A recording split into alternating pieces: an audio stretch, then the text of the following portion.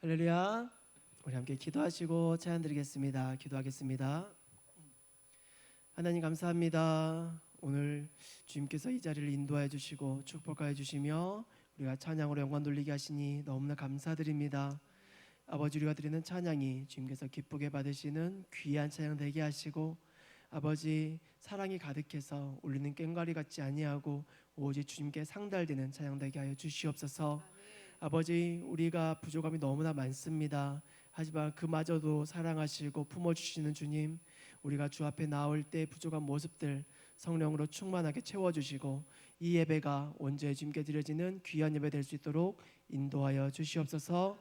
감사합니다. 예수님 이름으로 기도드렸습니다. 아멘. 우리 함께 찬양 드리겠습니다. 내 영혼은 안전합니다. 찬양 드릴게요.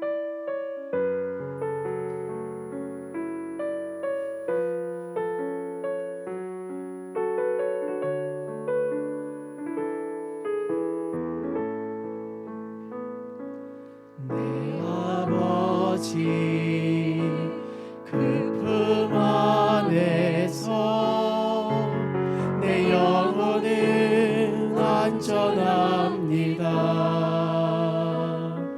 주 손길로 내 삶을 안으시니 그 평강이 나를 덮습니다. 다시 할까요? 내 아버지 그 품 안에서 그 품 안에서 내 영혼은 안전합니다. 주 손길로 내 삶을 안으시니 그 평강이 나를 덮습니다. 나 비록 넘어지며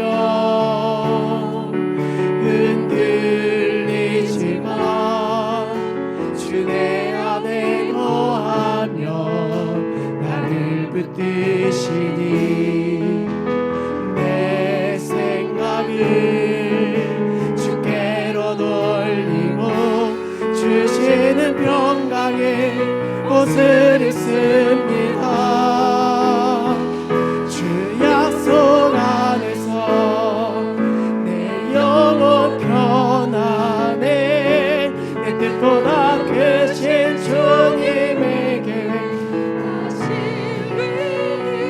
두려움 다 내려놓고 주님만 의지해. 주 안에서 내 영혼 안전하다. 다시 갈까요? 내 아버지 그 품 안에서 내 아버지 그 품 안에서 내 영혼은 안전합니다. 아멘. 주의 손길로 내 삶을 안으시니 그 평강이 나를 덮습니다. 비록 넘어지며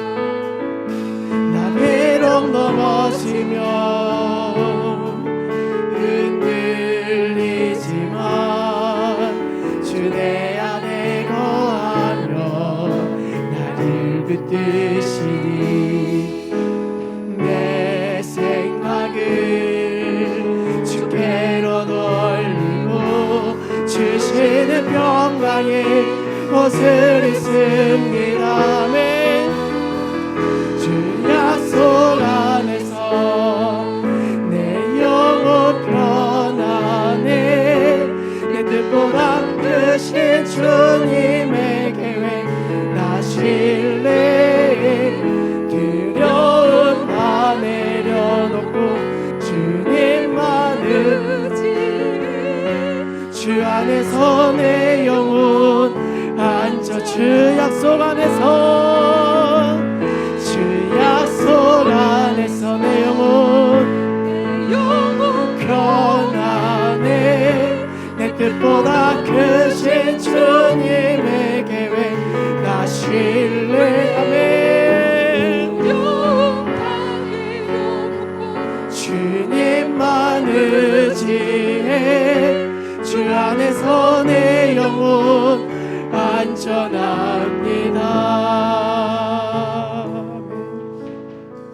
아멘. 할렐루야. 우리가 주님 안에서 안정하길 소망합니다. 우리 박수치며 찬양이 언제 넘치며 찬양 드리겠습니다.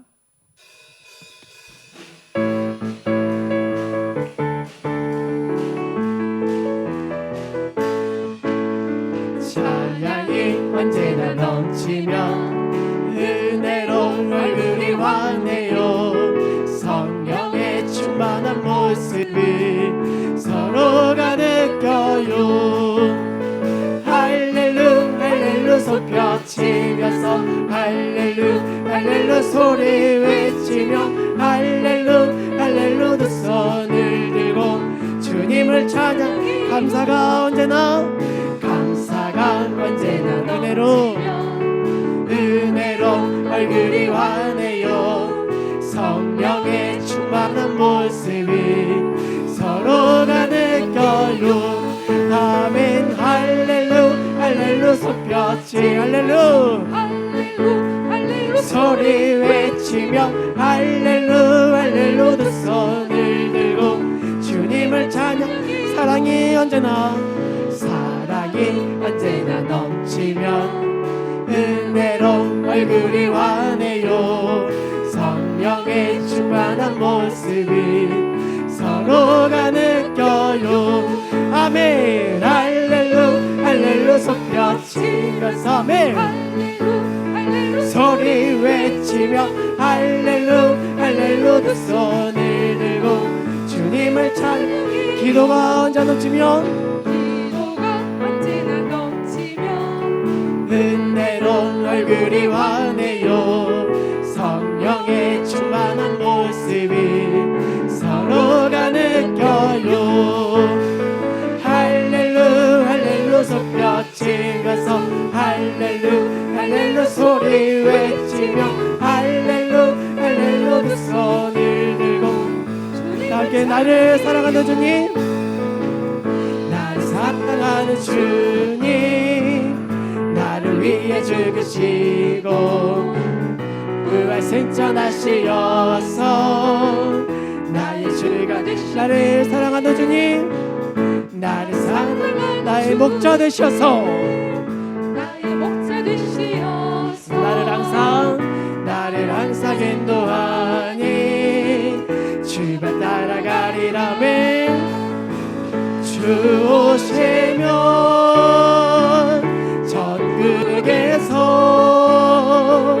주님과 살리라 영원토록. 주 오시면 전국에서 주님과 살리라. 다시 할까요? 나를 사랑하는 주님, 나를 사랑하는 주님, 아멘. 나를 위해 죽으시고 부활 생전하시어서 나의 주가 되셨네. 아멘. 나를 사랑하는 주님, 나의 목자 되시어 나를 항상 인도하니 주만 따라가리라. 왜? 주 오시면 전국에서 주님과 살리라 영원토록. 주 오시면 전국에서 주님과 영원토록. 다시 할게요. 나를 사랑하는 주님, 나를 사랑하는 주님, 나를 위해 죽으시고 부활 생전하시어서 나의 주가 되신 나를 사랑하는 주님, 나의 목자 되셔서 아멘. 나를 항상 인도하니 주만 따라가리라. 주 오시면 전국에서 우리 주님과 살리라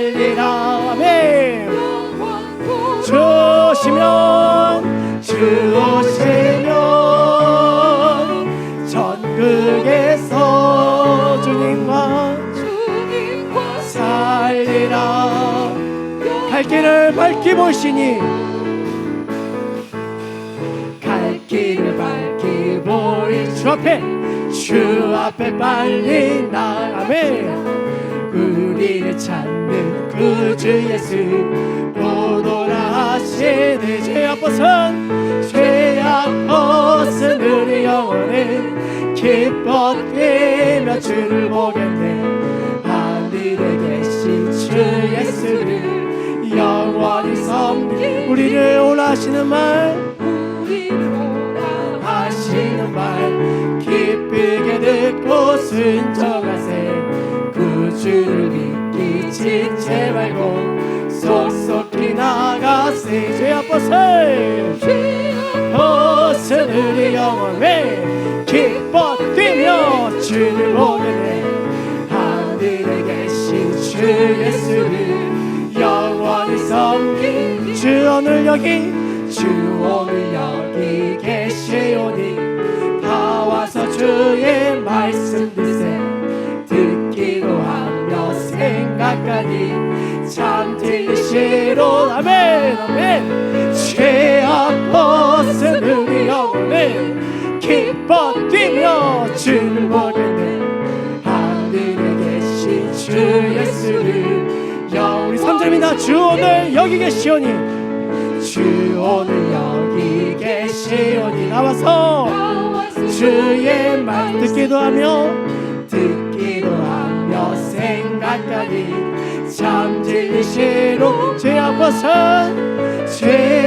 벗은 우리 영혼은 기뻐 뛰며 주를 보겠네. 하늘에 계신 주 예수를 영원 다시 한번 갈까요? 죄악 벗은 우리 영혼은 기뻐 뛰며 주를 보겠네. 하늘에 계신 주 예수를 영원히 섬기리. 아멘 아멘 할렐루야. 우리 시간 찬양 드리실 때 예배할 때 가장 행복합니다. 찬양 드리시겠습니다.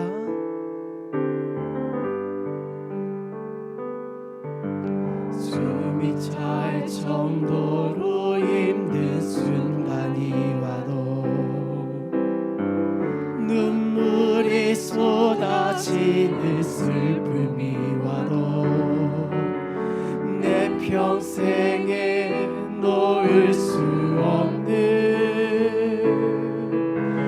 마음속 깊은 것부터 예배할 때 가장 행복합니다. 예배할 때 가장 행복합니다. 나를 구하시고 날 사랑하신 주님께 예배할 때 지금 이 순간이 마지막일지라도 마지막 순간에 나 고백할 노래 내 평생에 놓을 수 없는 마음속 깊은 것부터 우리가 예배할 때 가장 행복합니다. 아멘. 예배할 때 가장 행복합니다. 나를 구하시고 날 사랑하신 주님께 예배할 때 다시 할까요? 숨이 찰 정도로 힘든 순간이 와도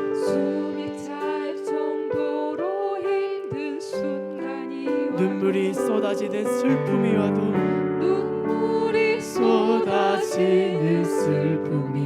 내 평생에 놓을 수 없는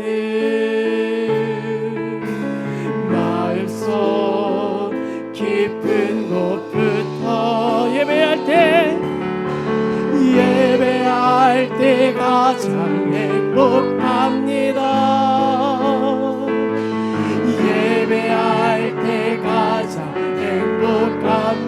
나를 구하시고 날 사랑하시고 우리 주님께 예배할 때 가장 행복합니다. 아멘. 예배할 때 가장 행복한 우리의 고백이 되곤 합니다. 예배할 때 가장 행복합니다. 주님 나를 구하시고 날 사랑하신 우리 주님께 예, 한 번 더 할까요? 우리 예배할 때 가장 행복합니다. 아멘. 예배할 때 가장 행복합니다. 나를 구하시고 날 사랑하신 주님께 예배할 때 아멘. 이 시간 예배를 위해 기도하며 나아가답니다. 주여 아버지 감사합니다. 오늘을 축복하시고 구원하시는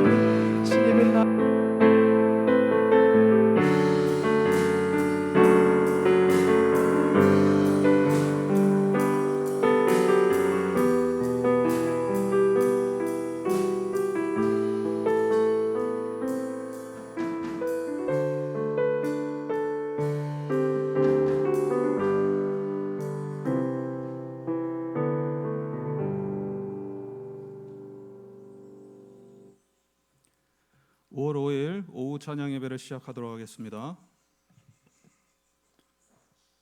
찬송가 324장입니다.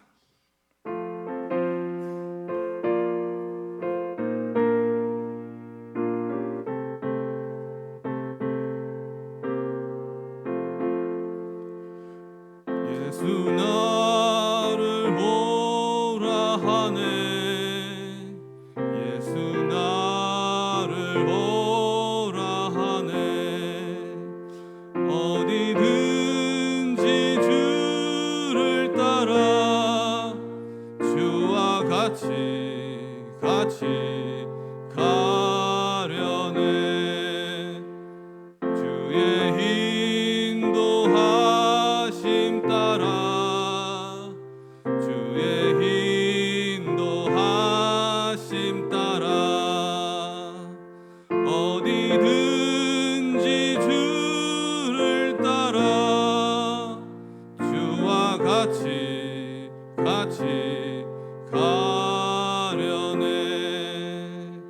겟세마네 동산까지 주와 함께 가려 하네 피땀 흘린 동산까지 주와 함께 가려네 주의 인도하심 따라 주의 인도하심 따라 어디든지 주를 따라 주와 같이 가려네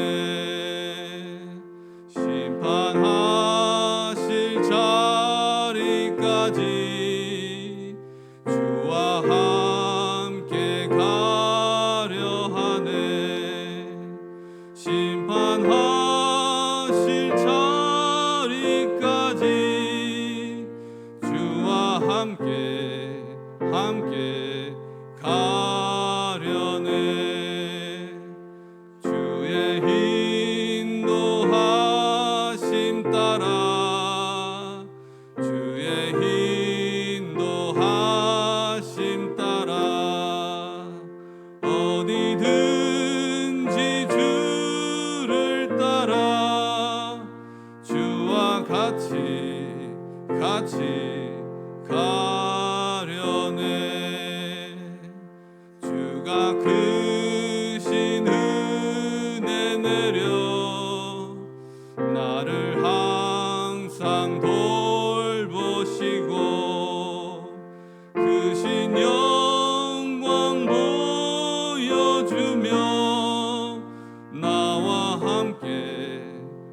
함께 가시네. 주의 인도하심 따라 주의 인도하심 따라 어디든지 주를 따라 주와 같이 가려네.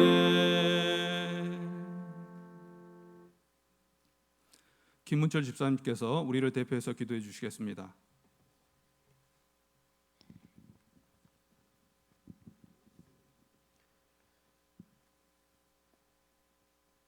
찬양받기에 합당하신 하나님 아버지, 은혜에 감사를 드립니다. 오늘 거룩한 주일, 어린이 주일로 드리게 하시고 이 시간 오후 찬양 예배로 영광 올려드리게 하심을 감사를 드립니다. 저희들이 드려지는 이 예배가 영과 진리로 드려지는 귀한 예배가 되게 하여 주시옵소서.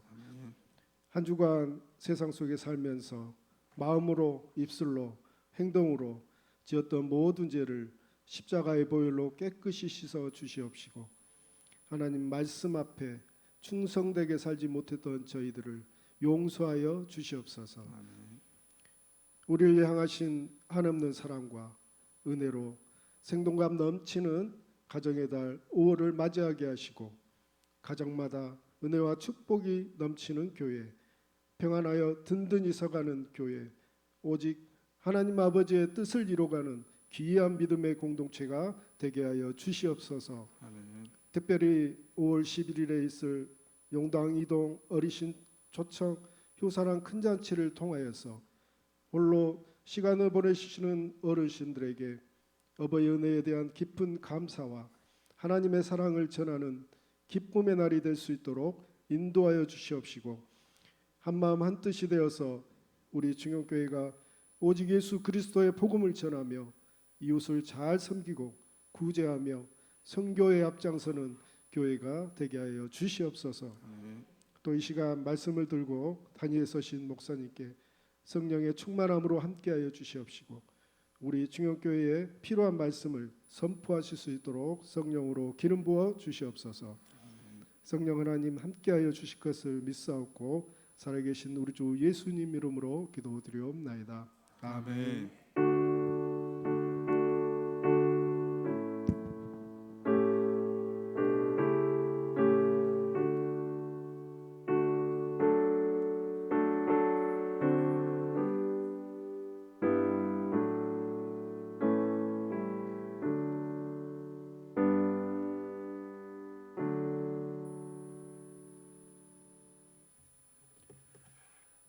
오늘의 하나님의 말씀은 출애굽기 3장 1절부터 15절까지의 말씀입니다. 출애굽기 3장 1절부터 15절까지의 말씀입니다. 제가 가진 성경으로 구약 성경 84페이지 되겠습니다.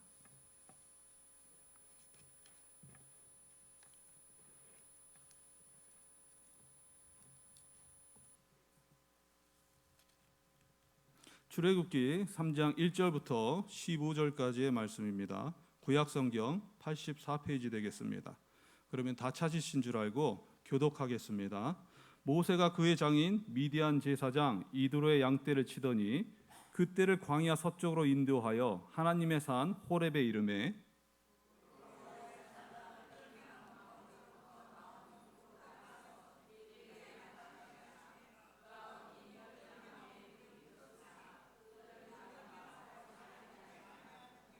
이에 모세가 이르되 내가 돌이켜 가서 이 큰 광경을 보리라. 떨기나무가 어찌하여 타지 아니하는고 하니 그때에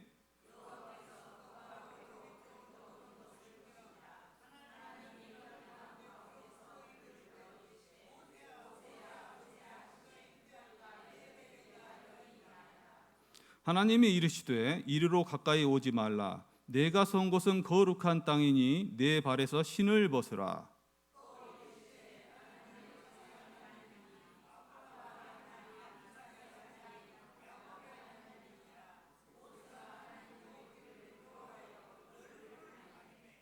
여호와께서 이르시되 내가 애굽에 있는 내 백성의 고통을 분명히 보고 그들이 그들의 감독자로 말미암아 부르짖음을 듣고 그 근심을 알고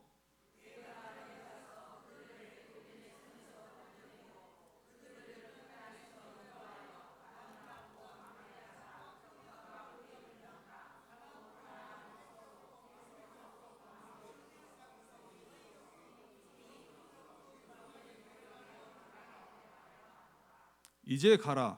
이스라엘 자손의 부르짖음이 내게 달하고 애굽 사람이 그들을 괴롭히는 학대도 내가 보았으니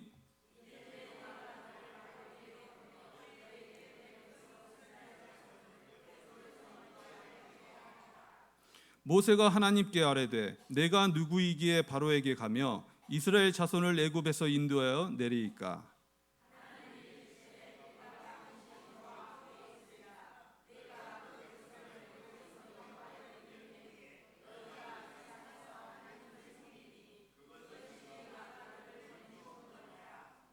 모세가 하나님께 아뢰되 내가 이스라엘 자손에게 가서 이르기를 너희의 조상의 하나님이 나를 너희에게 보내셨다 하면 그들이 내게 묻기를 그의 이름이 무엇이냐 하리니 내가 무엇이라고 그들에게 말하리이까.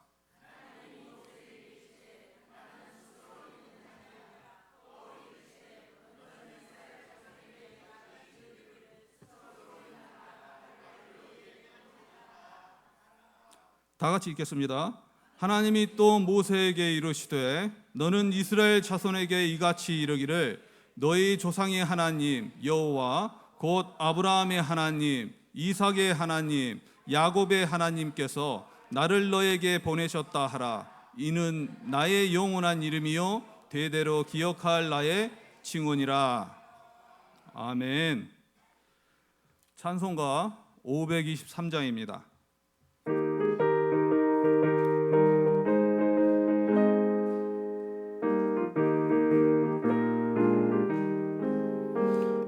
죄악길에서 목자 없는 양같이 모든 사람 길 찾아 헤맨다. 자비하신 하나님 독생자를 보내서 너를 지금 부르니 나오라. 이때라 이때라 주의 긍휼 받을 때가 이때라. 지금 주께 나와 겸손하게 아뢰라. 구원함을 얻으리 험한 십자가 위에 달려 돌아가신 주 다시 살아나셨네 기쁘다. 죄인 구원하실 때 어서 주께 나와 그 신 은혜 구하라 구하라. 이때라 이때라 주의 긍휼 받을 때가 이때라. 지금 주께 나와 겸손하게 아뢰라. 구원함을 얻으리 박수치면서 주의 귀한 말씀에 영원 생명이 있나니 주님 너를 용서해 주신다. 주가 부르실 때에 인과 정성 다하여 주의 은혜 받으라 이때라 주의 긍휼 받을 때가 이때라. 지금 주께 나와 겸손하게 아뢰라. 구원함을 얻으리 세월 빨리 흐르고 세상 친구 가는데 너의 영혼 오늘 밤 떠나도 주의 구원 받으면 천국에서 영원히 주와 함께 살리라 이때라 주의 긍휼 받을 때가 이때라. 지금 주께 나와 겸손하게 아뢰라. 구원함을 얻으리 아멘. 네, 강구 말씀드리겠습니다. 5월은 가정의 달입니다. 하나님의 평안과 은총이 충만하시기를 기도드리겠습니다. 오늘은 어린이 주일입니다. 우리 교회 어린이들을 축복해 주시고 주일학교 부흥을 위해서 기도해 주시기 바랍니다. 금주 신방 일정은 5월 7일 화요일에 16구역이 되겠습니다. 11시에 허영애 고사님 댁에서 예배를 드리도록 하겠습니다. 용당 이동 어르신 초청 효사랑 큰 잔치가 5월 11일 토요일 10시 반에 있습니다. 손님 맞이 대청소와 준비 작업이 5월 10일 금요일 오전 10시에 있습니다. 많은 협조 바라겠습니다. 다음 주일은 어버이 주일로 지키겠습니다. 다음 주일 점심 식사 후에 1시 10분에 안수집사의 원래회가 4층 비전홀에서 있겠습니다. 5월 19일 오후 예배 찬양은 아름다운 찬양대회입니다. 5월 식단 봉사는 2여전대회와 3남전대회가 되겠습니다. 봉헌을 위해서 기도드리겠습니다. 이강호 장로님 감사헌금 드리셨습니다. 최재권, 최다인, 송나은 1,000번째 올리셨습니다. 이보배, 이보영 1,000번째 올리셨습니다. 3남전도에 성경헌금 하셨습니다. 기도드리겠습니다. 하나님 아버지, 너무나도 감사합니다. 하나님 아버지께서는 너무나도 좋으신 하나님이시고 또 오늘 이렇게 거룩한 예배 함께 하실 것을 믿습니다. 이 좋은 또 주일날 주일 오후 찬양 예배로 또 드릴 때에 또 함께하여 주시고 많이 은혜 받는 시간이 될 수 있도록 도와주시옵소서. 많은 또 은혜를 생각하면서 이렇게 예물을 드립니다. 이 예물을 기쁘게 받아주시고 또 이 예물을 통하여서 나눔의 기쁨이 있게 하시고 또 하나님의 영광만이 드러날 수 있도록 도와주시옵소서. 또 준비한 손길이 있습니다. 기억하여 주시고 영육간의 강건함으로 채워주시고 범사의 형통함으로 채워주시고 또 하늘의 신령한 복과 땅의 기름진 복으로 도와주시옵소서. 모든 은혜 감사하옵고 거룩하신 예수님 이름으로 기도드리옵나이다. 아멘. 할렐루야. 아멘. 네, 오늘 말씀은 여러분이 잘 아시는 말씀입니다. 출애굽기 3장 1절부터 15절까지의 말씀을 통해서 정말 많은 은혜 받는 시간이 되기를 바랍니다. 제목은 하나님의 때와 부르심이라는 그런 제목입니다. 오늘은 제가 시간에 관한 이야기를 좀 하고 싶습니다. 좀 시간은 신기한 개념이죠. 신기한 개념입니다. 뭔가 규칙적으로 계속 움직이고 있는 그러한 개념입니다. 그리고 우리들은 이 시간 안에서 지내고 있습니다. 시간은 과거와 현재와 또 미래가 있죠. 우리는 이 시간 안에서 살아가면서 때로는 과거의 아픔과 상처로 인해서 또 그것을 기억하면서 그것에 또 많은 영향을 받으면서 또 살아가기도 합니다. 또 어떤 분은 라떼라고 하죠. 라떼. 우리 때는 그랬다. 그리고 나는 예전에는 참 좋았다. 그렇게 말하면서 지내시는 분들이 있습니다. 예전에 향수에 젖어서 지내시는 분들이 있죠. 그리고 또 현재를 생각해 보면 때로는 고통이 또 현재를 짓누르면서 그렇게 살아가시는 분들이 있습니다. 성장하기보다 또 세상을 원망하면서 또 시간을 허비하시는 분들도 있습니다. 지금의 자신의 상황문을 바라보고 또 좌절하면서 자포자기하면서 지내시는 분들도 분명히 있습니다. 또 미래에 대해서 생각해 보면은 미래는 오지 않았는데 미래에 대한 두려움에 지금에 살아가면서 힘들어하시는 그러한 분들도 있습니다. 또 어떤 분들은 지금의 상황들을 자신 나름대로 해석하면서 또 미래도 그럴 것이다 단정 지어버리는 그러한 분들이 있고 또 소망 없이 어쩌면 무미건조하게 하루하루를 지내면서 계시는 분도 있을 수 있습니다. 그것은 나이에는 상관이 없는 것 같습니다. 제가 느끼기로는 청소년이라고 할지라도 아무리 나이가 어리다고 할지라도 과거에 또 휘둘리고 자신의 또 잘못된 경험에 휘둘리고 또 또 미래를 단정 지어버리는 것은 나이와는 상관이 없는 것 같아요. 때로는 고난과 가난과 건강 문제 때문에 또 현실에서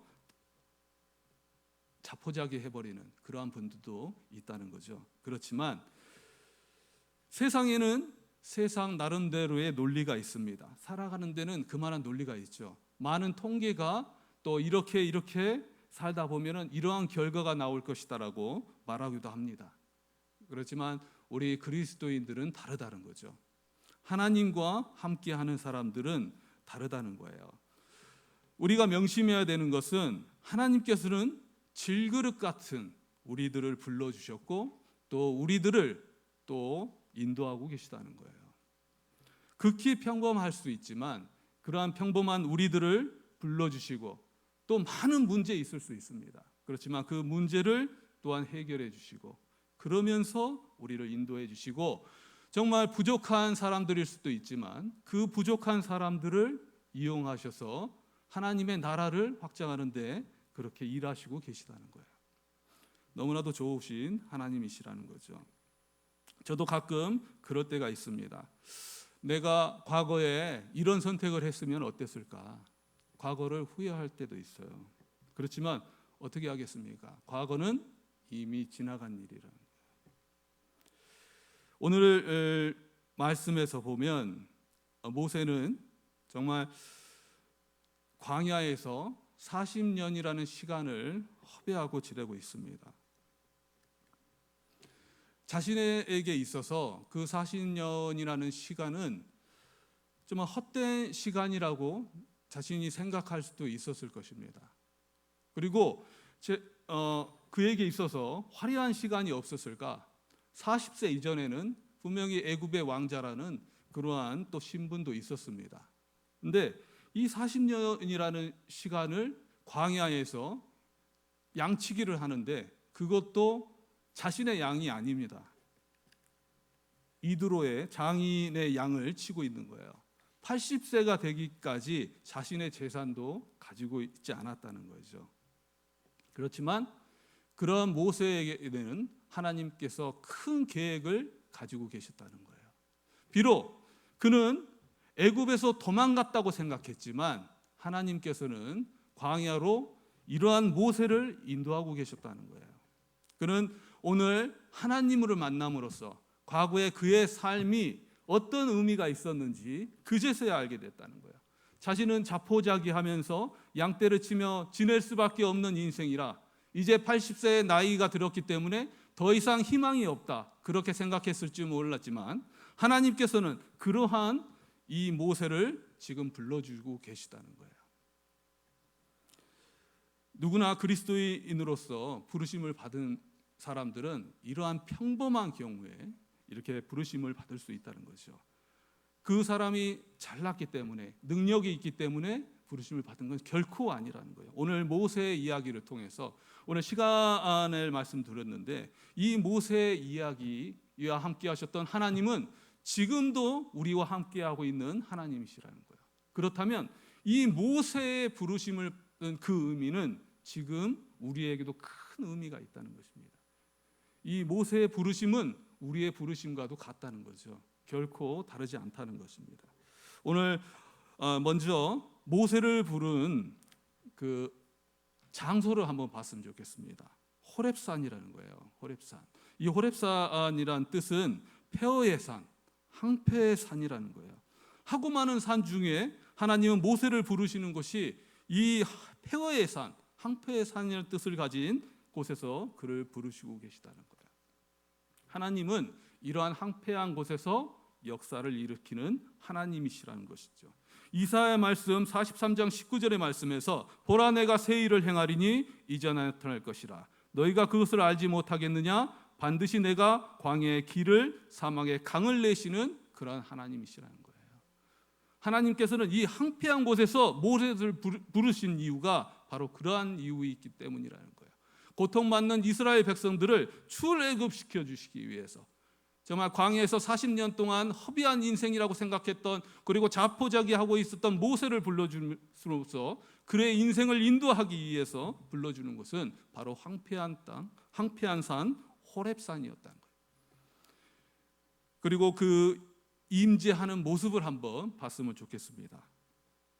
여기서 떨기나무가 나옵니다. 떨기나무는 광야에서 가장 흔한 나무입니다. 우리 소나무가 많이 있지 않습니까? 그 소나무처럼 떨기나무는 광야에서 너무나도 흔한 나무인 거예요. 모세도 아주 평범한 양치기를 하면서 이 떨기나무를 정말 곳곳에서 눈에 박히게 봤을 것입니다. 수많은 봤던 떨기나무였던 거예요. 그런데 오늘만은 떨기나무가 달랐던 모양입니다. 아주 일상적인 삶을 살아가던 그에게, 양치기를 하면서 날마다 반복된 삶을 살아가던 그에게 오늘의 떨기나무는 정말 불이 붙어서 펄펄펄 타고 있었지만 그 떨기나무가 없어지지 않는 거예요. 재료가 태워져야만 우리가 불이 붙지 않습니까? 근데 그 떨기나무가 없어지지 않는 거예요. 그런 놀라운 역사가 지금 드러나고 있는 것입니다. 정말 평범하지만, 우리 일상에서 너무 평범하지만 불러주시는 하나님은 정말 부족한 질그릇 같은 우리들을 불러주시는 하나님은 우리들을 통해서, 이 평범한 떨기나무 같은 우리들을 통해서 큰 역사를 보여주신다는 거죠. 그것을 오늘 보여주고 있는 것입니다. 모세의 이 이야기를 통해서 오늘의 의미를 제가 또 요즘 3가지로 많이 요약하는데 3가지로 요약해서 여러분에게 말씀을 전하고자 합니다. 그리고 뭐가 중요한 것은 오늘 집중하고자 하는 내용은 시간에 관한 것입니다. 오늘 제목도 그렇죠. 하나님의 때와 부르심에 관한 거예요. 그의 내용을 집중적으로 해서 여러분들에게 말씀을 전하고자 합니다. 오늘의 의미는 어떤 의미가 있는 것일까? 먼저 첫 번째, 하나님은 어떤 분이신가라는 것입니다. 여기 내용에도 오늘 중점적으로 나와 있습니다. 14절과 15절에 나와 있죠. 스스로 계신 분이시라는 거예요. 스스로 계신 분. 모세는 자신에 대해서 자신이 없었습니다. 그래서 자신이 부르심을 받았을 때 하나님에게 묻습니다. 자신이 누구이기에 가겠습니까? 하나님의 이 명령을 수용할 수 있겠습니까? 하고 물어봅니다. 그때 그에게 하나님에 대해서 하나님께서는 알려주신다는 거죠. 그리고 보잘것없는 평범한 떨기나무 하나님의 불이 붙을 때 또 막 특별한 나무가 되듯이 그에게 특별함을 깨달을 수 있도록 하나님에 대해서 알려주셨다는 거예요. 14절 말씀을 제가 한번 읽어보겠습니다. 하나님이 모세에게 이르시되 나는 스스로 있는 자니라. 또 이르시되 너는 이스라엘 자손에게 이같이 이르기를 스스로 있는 자가 나를 너에게 보내셨다 하라. 곧 이어서 그 의미를 말씀해 주십니다. 하나님이 또 모세에게 이르시되 너는 이스라엘 자손에게 이같이 이르기를 너희 조상의 하나님 여호와 곧 아브라함의 하나님, 이삭의 하나님, 야곱의 하나님께서 나를 너에게 보내셨다 하라. 이는 나의 영원한 이름이요 대대로 기억할 나의 칭언이라. 스스로 있는 계신 분, 스스로 계신 분이라고 그렇게 말하고 있습니다. 영어로 하면 I am who I am.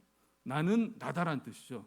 이것은 하나님의 이름이라기보다 하나님이 어떤 분이신가에 대해서 말해주고 있는 것을 알 수 있습니다. 그는 스스로 모든 것을 이룰 수 있는 전능하신 분이시다는 거죠. 어떤 도움도 필요 없으신 그러한 분이시라는 거예요. 나는 나다. 알파요 오메가라는 뜻입니다. 처음이자 나중이라는 뜻입니다. 스스로 존재하며 영원한 존재라는 뜻이에요. 우리 인간은 시간의 한계에 부딪힐 수 있습니다. 과거는 지나버렸고 현재는 순간이고 미래는 오지 않았습니다. 어쩌면 인간은 시간에 지배당하면서 살아갈지도 모릅니다. 그렇지만 하나님께서는 시간을 지배하는 분이시라는 거예요. 시간의 주인이시라는 거예요. 그러한 분이 정말 지금 모세를 부르시고 계시다는 것입니다. 오늘 15절의 말씀을 한번 봤으면 좋겠습니다. 너의 조상의 하나님 여호와 곧 아브라함의 하나님, 이삭의 하나님, 야곱의 하나님이란 언약의 하나님이십니다. 과거에 역사하신 하나님, 그 하나님께서 영원하신 하나님이심을 지금 고백하고 있습니다. 아브라함의 하나님이셨고 아브라함의 언약이 유효하게 이삭의 하나님이셨고 대대 이르면서 또 야곱의 하나님이라고 말씀하시고 있는 거예요. 과거의 조상의 하나님이 지금도 역사하고 계시는 그런 하나님이시라는 거죠. 과거의 하나님이시라는 거예요. 그리고 현재의 하나님임을 말하고 있습니다. 오늘 우리가 모세를 배우고 모세의 부르심에 감동을 받는 것은 이때 역사하셨던 그 하나님께서 동일하게 우리들에게 역사하고 있기 때문이라는 거죠. 모세의 감동을 통해서 우리도 감동받고 있고 모세의 부르심을 통해서 우리의 부르심을 느끼고 있는 것은 바로 이 과거의 하나님께서 현재의 하나님이시기 때문이라는 거예요. 그리고 그 언약의 말씀이 지금도 유효한 것이라는 것입니다. 그리고 지금 본문에서 모세를 보내고 있는 현재의 하나님이시라는 거죠. 그리고 미래의 하나님이십니다. 하나님께서는 또한 모세를 통해서 애굽에서 고통받는 이스라엘 백성들을 출애굽시키고 약속의 땅입니다. 약속의 땅으로 보내고 계신 미래의 하나님이시라는 거예요. 과거의 하나님이시고 현재의 하나님이시고 미래의 하나님이시라는 거예요. 그 하나님은 동일하신 하나님이시라는 거예요. 왜 그럴까요? 그것은 시간을 지배하시는, 정말 시간에 인간처럼 지배당하시지 않으시고 시간을 지배하시고 나아가는 그런 하나님이시라는 거예요. 너희들에게 가나안 땅을 주었다라고 말했습니다. 미래의 일을 단정짓고 말씀하셨다는 거예요. 과거에 있었던 언약의 말씀, 그 말씀은 미래에 우리의 성취되는 말씀이라는 거예요. 그것은 영원하신 하나님께서, 전능하신 하나님께서, 시간을 지배하는 하나님께서 우리와 함께 하시기 때문이라는 거죠. 하나님께서 모세에게 이름을 알려주신 것은 이 시간의 주인 되심을 확실히 하시기 위함입니다. 조상들과 맺었던 언약이지만 과거의 것이 아니라, 미래는 오지 않았지만 알지 못하는 것이 아니라는 거예요. 그들은 기필코 가나안 땅으로 들어가게 될 것입니다. 그것은 전능하신 하나님이시고 변치 않은 하나님이시고 영원한 하나님이시기 때문에 가능한 것이라는 것입니다. 그래서 그 말씀은 영원히 서게 될 것이고 성취될 능력이 있다는 거예요. 그러한 하나님께서 지금 이스라엘 백성들을 출애굽시켜 주시고 가나안 땅을 인도하기 위해서 모세를 부르시고 계시다는 거예요. 아브라함에게 맹세하셨던, 그리고 언약하셨던 가나안 땅을 주겠다는 맹세를 이루시기 위해서 지금 모세를 부르시고 계시다는 것입니다. 이때 맺었던 언약의 하나님은 곧 모든 것을 아시는 미래의 하나님이시고 말씀은 이루어지게 될 것이라는 거예요. 우리는 현재의 하나님을 신뢰함으로 과거의 약속을 믿게 되는 것이고 또 미래의 소망을 붙들게 되는 것이라는 거예요. 우리는 과거에 상처로 인해서 정말 후회하는 인생을 살아가곤 합니다. 그리고 미래의 두려움으로 살아가기도 합니다. 그렇지만 하나님께서 정말 이러한 시간을 지배한 하나님께서 우리들과 함께 하신다면 과거의 상처들은 감쌀 수 있는 것이고 또한 미래의 두려움은 소망이 될 수 있다는 거예요. 우리에게 있어서는 과거는 돌이킬 수 없습니다. 돌이킬 수 있다면은 타임머신을 타고라도 돌이킬 수 있다면 그렇게 하고 싶지만 그럴 수 없습니다. 그러나 하나님께서는 우리의 삶에 역사하시면서 하나님과 함께 할 때 과거에 대해서 새로운 의미를 부여해 주신다는 거예요. 그것은 합력해서 선을 이루신 분이시기 때문에 가능하다는 거예요. 하나님께서 시간의 주인이시기 때문에 그분을 붙잡고 있을 때 또한 하나님께서는 미래를 위해서 과거의 이 모든 것들을 재해석해 주신다는 것입니다. 불투명한 미래에 대해서 두려워하지 않게 되는 것이고 항상 기쁨과 소망 가운데 살아가게 해 주신다는 거예요. 그것이 바로 우리들이 하나님과 함께하는 것이며 바로 이 순간 떨기나무에서 모세를 만나 주신 하나님께서 스스로 계신 분이라고 또 이렇게 관계를 맺고자 하는 그렇게 말씀을 주신 이유라는 거예요. 때로는 우리가 이러한 하나님을 가까이 하기에 어려울 때가 있었습니다. 과거에 있었던 많은 예수님이 오시기 전에 많은 구약의 사람들은 하나님이 다가가기에 어려웠었습니다. 그렇지만 우리가 정말 관계를 맺을 수 있는 정말 그러한 새로운 이름이 우리에게 주어졌죠. 이 스스로 계신 분과 같은 새로운 이름이 우리들에게 주어졌습니다. 그게 어떤 이름이겠습니까? 어떤 이름이겠습니까? 바로 예수님이시라는 거죠. 그 이름은 영원한 이름이라는 거예요. 그를 통해서 우리는 과거의 상처를 회복하고 현재의 힘과 은혜를 부여받고 미래를 희망 가운데 나아갈 수 있다는 거예요. 2000년 전에 이 땅에 오신 예수님은 시간의 주인이시기 때문에 또 그때 십자가 사건은 오늘 우리에게 구원의 의미로 다가올 수가 있다는 것입니다. 영원토록 동일하신 하나님, 그리고 역사하신 하나님, 2000년 전에 십자가에 못 박혀 돌아가시며 모든 죄를 사하셨던 그 하나님께서 오늘 우리와 함께 하시는 그러한 동일한 하나님이시기에 그 2000년의 십자가의 사건들은 우리에게 지금도 역사하고 계시다는 거예요. 오늘 스스로 계신 분이라고 말씀하신 이 모세를 만나 주신 하나님은 오늘날 우리들에게 이렇게 동일하게 역사하시는 하나님을 믿고 나아가시기 바랍니다. 오늘 또 두 번째는 하나님의 때에 관한 것입니다. 오늘 말씀에서 보면 하나님의 때에 관한 그 의미들을 찾아볼 수가 있는데, 첫 번째 하나님의 때에 대한 의미를 살펴보면 모세의 모습에서 우리들의 때가 아니라 하나님의 때라는 거죠.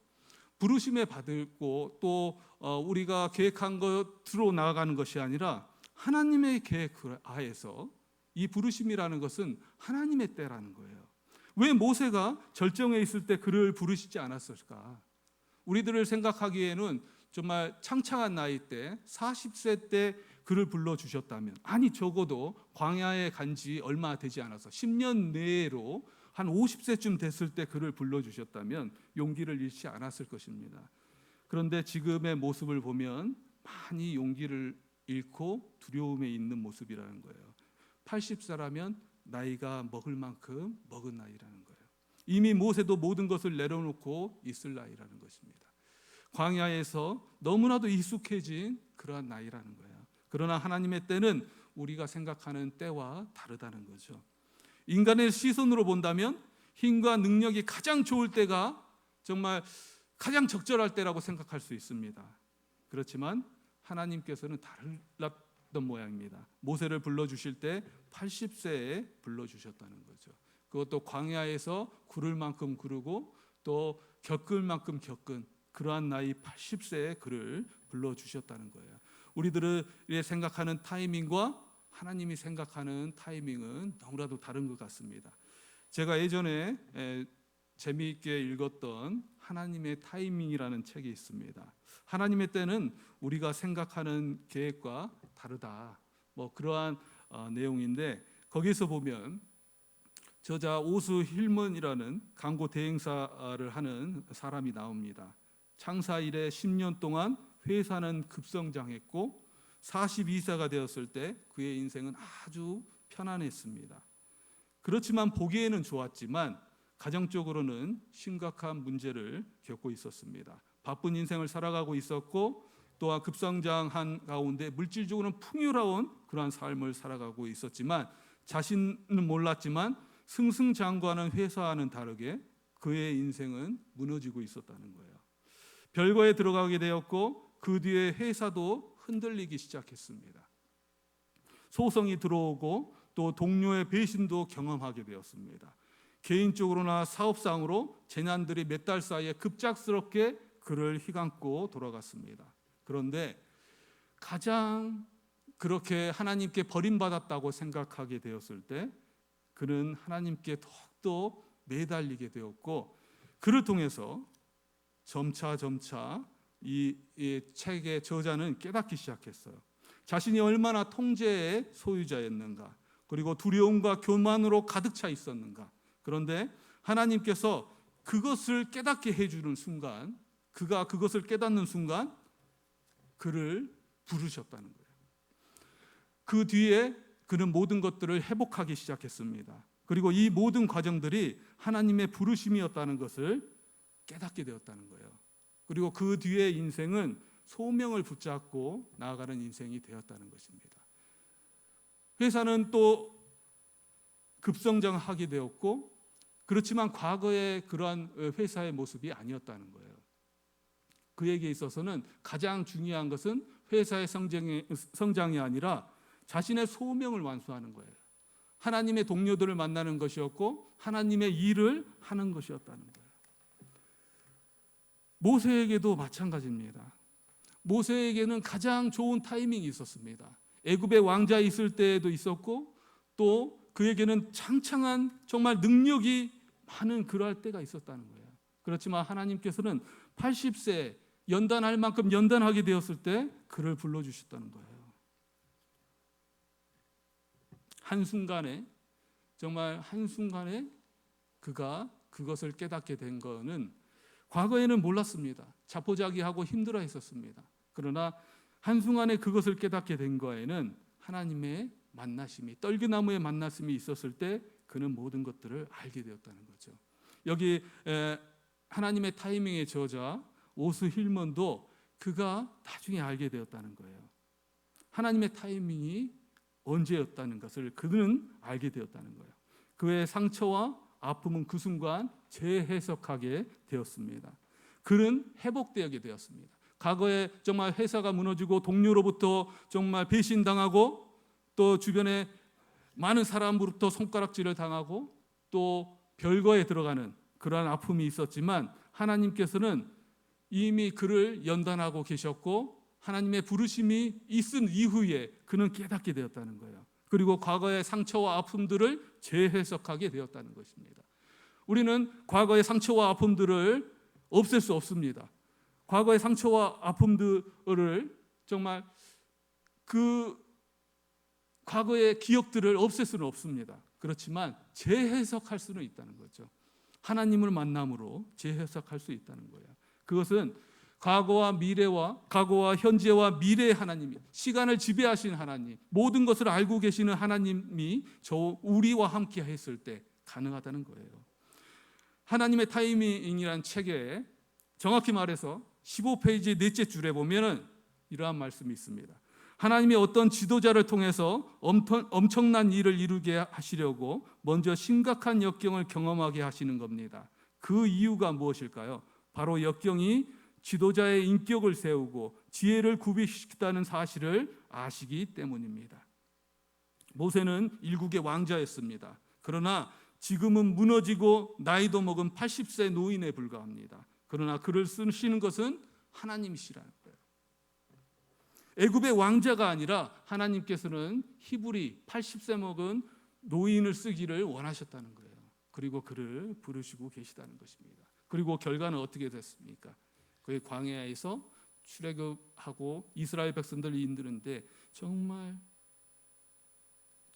그런 선지자가 없다고 했습니다. 그런 선지자가 이후에는 없다고 할 만큼 하나님에게 유효한 일꾼으로 쓰임 받았다는 거예요. 우리는 우리의 때가 아니라 하나님의 때를 따라야 된다는 것입니다. 그걸 명심하시고 그 믿음으로 나아가는 우리 모두 됐으면 좋겠습니다. 또 하나님의 때의 두 번째에 대한 내용을 여러분에게 말씀드리면 우리들의 삶에 있어서는 특별하고 결정적인 순간들이 있습니다. 이 떨기나무의 순간 같은 순간들이 있어요. 만남의 때가 있고 또 여러 가지 순간들이 있어요. 그러나 이는 일생을 통해서 서서히 이루어지게 됨을 우리는 알아야 된다는 거예요. 그래서 일생이 있기에 이 특별한 때가 이루어질 수 있다는 것은 우리를 깨닫고 나아가야 된다는 것입니다. 특별한 때라는 바라면서 일생을 허비하며 지낼 수는 없다는 거예요. 그것은 현명하지 못한 그러한 선택이라는 거죠. 모세가 떨기나무에서 하나님을 만났을 때는 양치기를 하고 있었습니다. 그런데 3장 1절의 모습을 보면 제자는 이들의 양을 치고 있었다는 거죠. 그에게 있어서는 무미건조한 그러한 인생일 수 있었지만 그는 광야에서 양을 치는 그러한 삶을 40년 동안 연단되었기 때문에 그리고 특별한 목적 없이 사는 삶이었다고 그는 생각하고 있었지만 그 40년 동안 정말 하나님을 통해서 연단을 받았기 때문에 이 떨기나무와 같은 이러한 순간들이 자리 잡을 수 있었다는 거예요. 그들에게 그 모세에게는 일생이 있었기 때문에, 일상이 있었기 때문에, 양치는 그러한 일상이 있었기 때문에 또한 이 떨기나무의 순간 같은 순간이 있었다는 거예요. 하나님께서는 기다리고 계셨다는 것입니다. 그리고 그를 인도하고 계셨다는 거죠. 그에게 있어서 광야로 나와서 40년 시간을 보낸 것은 결코 무의미한 시간이 아니었다는 거예요. 우리의 일생에서 아주 특별한 시간들이 있지만 우리의 이 특별한 순간들을 위해서는 일상이 필요하다는 것입니다. 그리고 그 일상을 충실하게 살아가는 40년이라는 시간이 필요하다는 거예요. 모세에게 필요했던 이러한 40년이라는 시간이 우리에게도 필요하다는 거예요. 그리고 40년이라는 이 일상을 지내고 난 후에 하나님께서는 이 모세를 부르셨듯이 우리에게 그 결정적인 부르심을 주신다는 거예요. 이 떨기나무의 순간들을 바라며 이 40년을 허비하는 것은 어찌 보면은 잘못된 시간일 수 있습니다. 하나님께서는 모세에게 알려주셨다는 거예요. 그리고 그 떨기나무의 순간을 통해서 모세에게 알려주셨다는 것입니다. 그는 출애굽을 통해서 이스라엘을 이끌게 된 사람이다. 그가 주된 활동 무대가 어디였습니까? 바로 광야였다는 거죠. 광야에서의 40년의 생활은 그에게 무의미한 시간이 아니었다는 것이죠. 우리의 일생이 보잘것없이 하루하루를 지내는 그러한 모습일 수 있습니다. 별 의미 없이 보내는 일상의 모습일 수 있습니다. 그러나 하나님께서 우리들에게 그 의미를 부여해 주시고 다시 회복시켜 주시는 분은 바로 하나님이시라는 거죠. 그리고 그리스도인들에게 있어서 이 하루하루는 그래서 아주 소중하다는 거예요.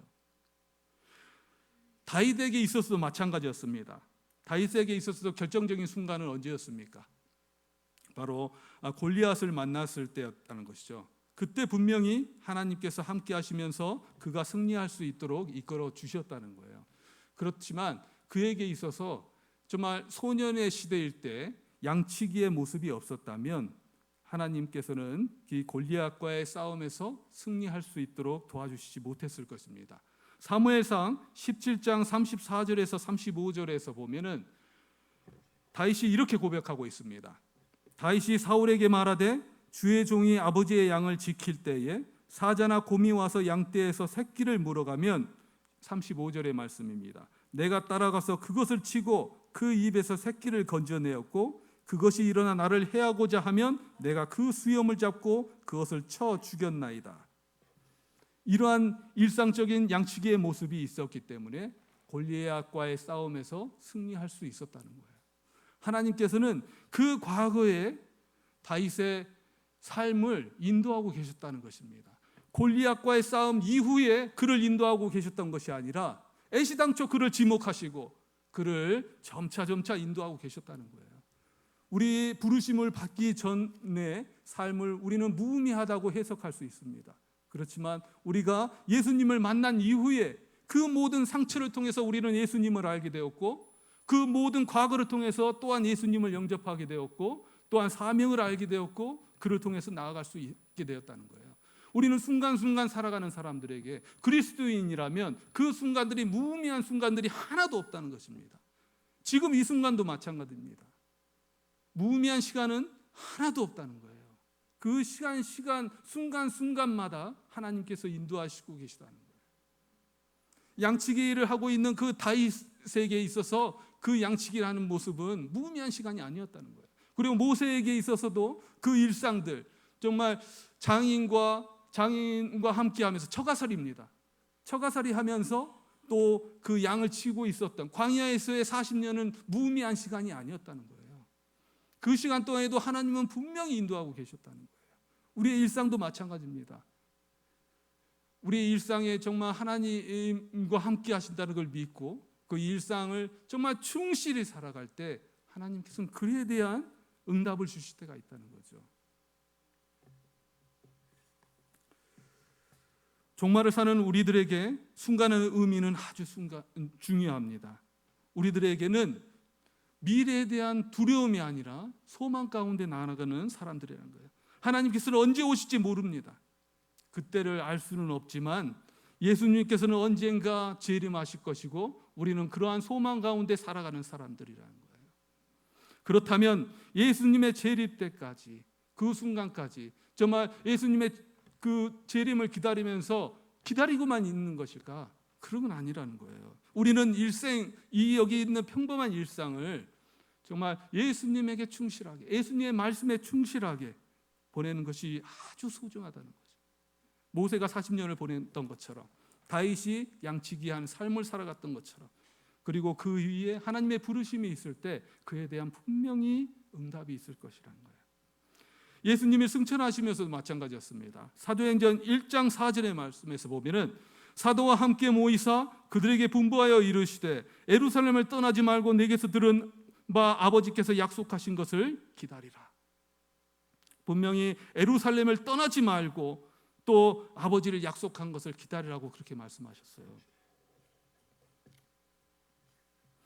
하나님의 약속을 기다리는 것이 단지 하늘만 바라보면서 기다리는 것일까? 하늘만 바라보는 기다리는 것일까? 그들은 마가의 다락방에 모여서 기도하였습니다. 하루하루 충실히 기도에 힘쓰고 예루살렘에 머무르고 있었습니다. 그 때를 알 수 없었어요.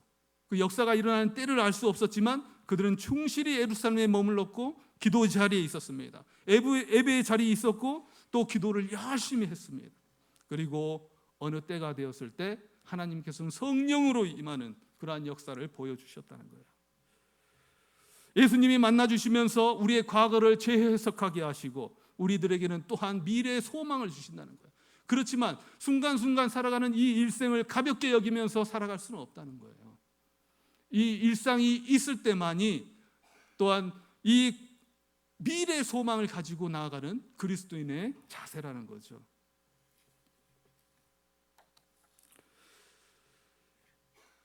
하나님께서는 상처받는 영혼들에게 그 의미를 부어해 주십니다. 그리고 회복시켜 주십니다. 그리고 오늘을 살아가는 우리들에게 힘을 주시고 다시 일어날 수 있도록 해 주십니다. 그리고 미래에는 두려움이 아니라 소망을 품고 나아갈 수 있도록 이끌어 주신다는 거죠. 그것을 믿음으로 정말 시간 가운데 시간을 지배하시는 하나님, 시간의 주인이 되시는 하나님을 따라서 정말 하나님이 때에 또 정말 이 순간순간을 소중하게 여기면서 나가는 여러분 되시기를 주님의 이름으로 축원합니다.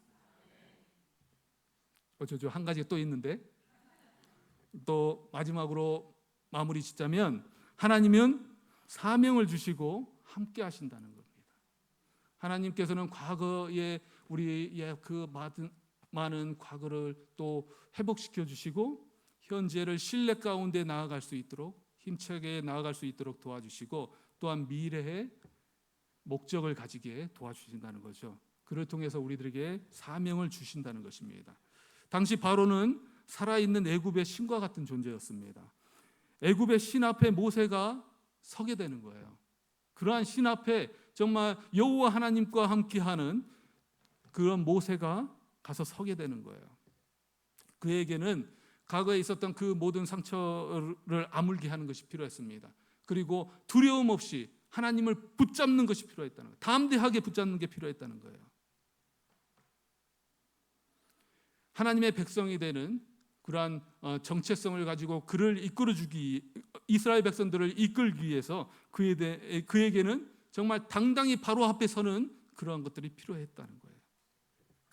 그에게는 그게 바로 사명의 시작이었습니다.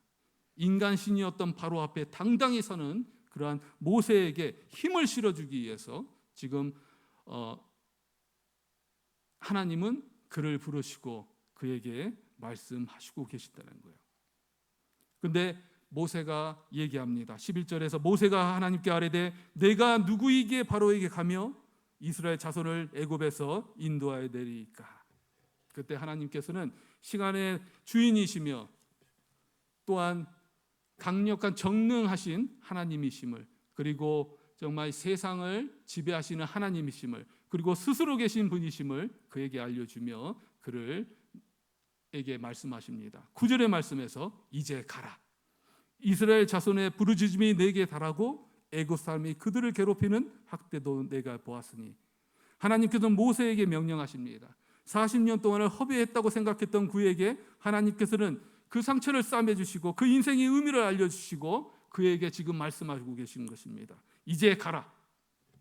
그리고 이어서 그의 의미를 알려주신다는 거죠. 하나님이 이르시되 내가 반드시 너와 함께 있으리라. 이제 가라. 내가 반드시 너와 함께 있으리라. 하나님께서는 우리들에게 사명을 주십니다. 그리고 미래 소망을 갖고 나아갈 수 있도록 도와주십니다. 그렇지만 우리들을 그 사명 가운데에서 그냥 놔두시지 않는 분이시라는 거죠.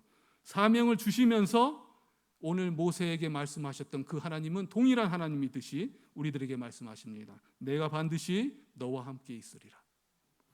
마태복음 28장 19절과 20절에서 예수님께서 승천하시면서 그러한 말씀하셨습니다. 그러므로 너희는 가서 모든 민족을 제자로 삼아 아버지와 아들과 성령의 이름으로 세례를 베풀고 내가 너에게 분부한 모든 것을 가르쳐 지키게 하라. 볼지어다 내가 세상 끝날까지 너희와 항상 함께 있으리라 하시니라. 하나님께서 정말 모세와 함께 하셨듯이, 그리고 예수님께서 우리가 모든 제자로 삼아서 또 세상 가운데 모든 복음을 전하는 가운데 함께 하시겠다고 그렇게 말씀하고 계시다는 거예요. 그렇다면 그러한 하나님께서 말씀하신 것이라면 그래 하신다는 거예요. 지금도 우리와 함께 하시면서 우리에게 능력을 주시고 정말 바로 앞에 섰던 모세에게 강력한 담대함을 허락하여 주셨듯이 우리가 사명을 다할 때 능력과 지혜와 담대함을 허락해 주실 것을 믿습니다. 그렇다면 우리는 여기 하나님께서 말씀하셨던 것처럼 이제 가라. 그러면 우리는 어찌해야 되겠습니까? 가야 되겠죠. 이 부르심에 응답해야 될 것입니다. 많은 사람들이 부르심을 받았습니다. 그 중에는 세상적으로 봐도 훌륭한 사람들이 많았습니다. 요셉이 그랬고 다니엘이 그랬습니다. 하나님 앞에 충실하기 위해서 살아가는 모습은 우리가 본받아야 합니다. 그렇다고 해도 그들의 과거가 완벽했다고 말할 수는 없습니다. 현실이 탄탄한 미래를 예측할 만큼 순조로웠다고도 볼 수 없다는 거죠. 예수님의 제자들은 모두 완벽하지 못했습니다. 그렇지만 예수님은 그들을 부르시고 그들의 과거를 감싸주시고 용서해 주시고 또한 고쳐주시고 부족한 그들을 쓰셨다는 거예요. 그리고 하나님께서 우리를 부르신 것은 부르시는 그 순간의 신비한 체험만이 아니라 또 아주 특별한 때와 특별한 경험을 통해서 만나 주셨지만 이미 과거에 우리를 살펴보시고 우리와 함께하고 계셨다는 것을 알려주신다는 것입니다. 그를 통해서 우리의 인생의 의미를 재해석할 수 있도록 도와주시고 그로 인해 우리가 일어날 수 있는 발편을 마련해 주신다는 것입니다. 그리고 사명 가운데 나아가는 우리들에게 마지막으로 말씀하신다는 거죠. 함께 하시겠다. 그리고 우리는 그러한 하나님께서 함께 하시기 때문에 항상 미래는 알 수 없지만 우리는 알 수 없지만 정말 두려움이 아니라 소망 가운데 나아갈 수 있는 것이고 기쁨으로 또 나아갈 수 있는 것입니다. 그리스도인에게는 항상 과거의 회복이 있는 것이고 오늘날의 은혜와 또 미래의 소망만이 자리 잡을 수 있다는 거예요. 하나님께서는 모세에게 명령하셨습니다. 이제 가라. 너의 과거는 회복되었고 현재는 은혜 가운데 있고 또 미래는 소망 가운데 있다. 그리고 나의 언약의 말씀과 또 과거의 모든 말씀들은 기필코 성취될 것이다. 모세에게 주었던 그 모든 것들은 또 이루어지게 될 것이다. 그러니 담대하게 소망을 가지고 나아가라. 그렇게 말씀하셨던 거예요. 그러한 말씀은 오늘날 우리에게도 유용합니다. 왜 그러겠습니까? 시간을 지배하시는 하나님, 시간의 주인 되시는 하나님, 모세와 함께 하셨던 하나님, 아브라함의 하나님, 이삭의 하나님, 야곱의 하나님께서는 여전히 우리와 함께 하시기 때문이에요. 그러한 하나님께서 우리들에게 그 과거와 현재와 미래의 삶을 또 이끌어주고 계시다는 거예요. 이스라엘 백성은 많은 좌절 가운데 있었습니다. 바벨론에게 많은 고통 가운데 또 있었고 힘든 포로 생활을 하는 경우도 있었습니다. 그런데 이스라엘 백성들 또한 또 나중에 하나님께서는 그들을 또 회복시켜 주면서 이사야 60장 1절의 말씀에서 이렇게 말씀하십니다. 일어나라 빛을 발하라. 이는 내 빛이 이르렀고 여호와의 영광이 내 위에 임하였습니다. 하나님께서는 떨기나무에서 정말 모세를 이끌어 주셨듯이 또 이스라엘 백성들이 좌절 가운데 있었을 때 또 그들을 또 회복시켜 주시고 이끌어 주셨듯이 또 여기에 또 고통받고 또 현실에 정말 힘들어하는 또 과거에 있었던 경험을 기억하면서 지내는 그러한 분들도 있을 수 있습니다. 그러나 우리가 하나님을 만났을 때 또 하나님의 말씀을 붙잡았을 때 그 과거는 회복되게 될 것이고 우리의 삶은 은혜 가운데 나아가게 될 것이고 미래는 소망 가운데 나아가게 될 것입니다. 이스라엘 백성을 애굽의 고통으로부터 출애굽을 통해서 구원해 주시기 위해서 또 양치기를 하며 무미건조한 삶을 살아가고 있던 모세를 부르시고 이제 가라고 말씀하신 하나님은 지금 우리가 믿고 있는 하나님이십니다. 좌절하고 고통 속에 신음하는 이스라엘 백성들에게 일어나라 빛을 발하라고 말씀하신 하나님도 우리가 현재 믿고 있는 하나님이시라는 거죠. 그분이 모세에게 그랬던 것처럼 이스라엘 백성에게 그랬던 것처럼 우리를 부르시는 그리고 그의 말씀하시고 인도하시고 함께 하시는 하나님이시라는 것입니다. 이제 가라 일어나라 빛을 발하라 그렇게 말씀하셨다면 우리는 그 믿음으로 신뢰함으로 일어나야 되는 것이고 빛을 발하야 되는 것입니다.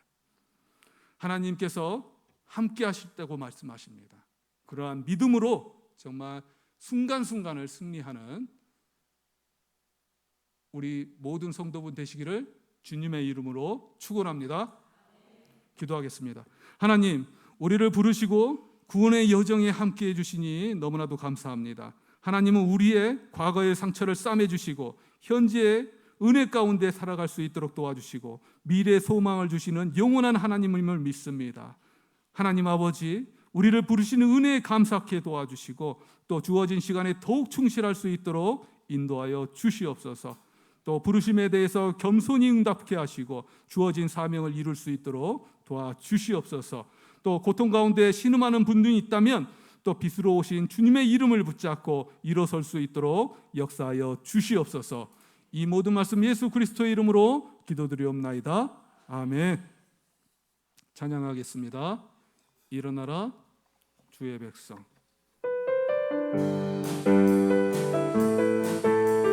네, 함께 했으면 좋겠습니다. 일어나라 주의 백성 빛을 발하라 주가 너의 영광으로 임하시리라. 일어나라 일어나라 주의 백성 빛을 발하라 주가 너의 영광으로 임하시리라. 온 세상이 어둠 속에 헤매고 있지만 주가 너와 함께 계셔 회복을 명하리라. 일어나라 빛을 발하라 한 백성이 너의 빛을 보고 사방에서 나오네. 일어나라 빛을 발하라 만 백성이 자유함을 얻어 기뻐하는도다. 다시 한번 찬양하겠습니다. 일어나라 주의 백성 나라 주의 백성 빛을 발하라 주가 너의 영광으로 임하시리라. 일어나라 주의 백성 일어나라 주의 백성 빛을 발하라 주가 너의 영광으로 임하시리라. 온 세상이 어둠 속에 헤매고 있지만 주가 너와 함께 계셔 회복을 면하리라. 일어나라 빛을 발하라 만 백성이 너의 빛을 보고 사방에서 나오네. 일어나라 빛을 발하라 빛을 발하라 만 백성이 자유함을 얻어 기뻐하는도다. 일어나라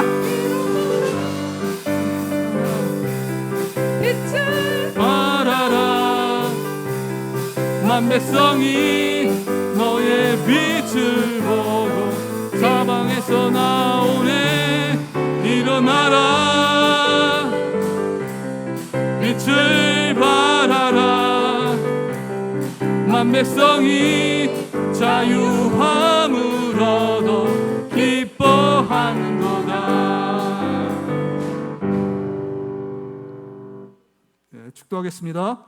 이제는 우리 주 예수 그리스도의 놀라우신 은혜와 하나님 아버지의 크고 무한하신 사랑과 성령님의 감동, 감화, 위로하심과 교통하심과 충만하심이 여기 모인 모든 성도분들 머리 위에, 그 터 위에 이제로부터 영원토록 함께 있을지어다. 아멘.